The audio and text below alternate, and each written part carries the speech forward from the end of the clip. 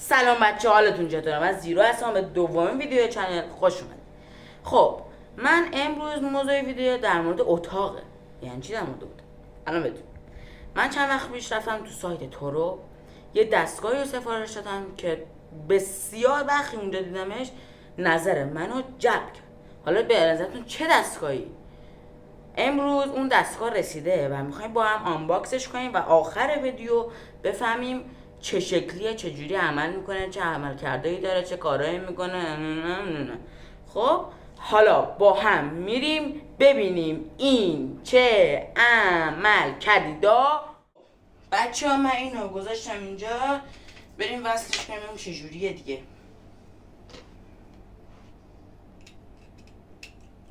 خب اینجاش هم که میزنیم در ماه تحت این. من چون تختم اینجاست این ساعتشو میزنم رو به اون ور، ولی خب فعلا این ورش کنیم که شما هم ببینید، یه فیلم هم ترش ازش میگم.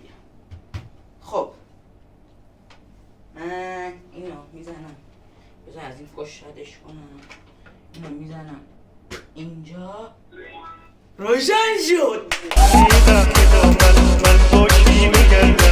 بله مدلش اینجوریه، بعد بذارین دکمه بزنم.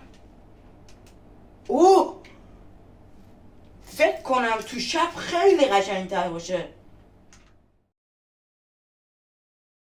چه اتفاقی افتاد که من تو این دکمه زدم ویدیو قطع شد، حواسم هم نبود به اینکه دیگه این شکلیه. بعد الان من برم برنامه‌شو نصب کنم بیام ببینم چه جوریه، یه فیلم ازش میگیرم براتون میذارم. یه ریسه هم خریدم که اونم میخوام وصل کنیم به این دیوار، اونم براتون میذارم چه شکلی میشه.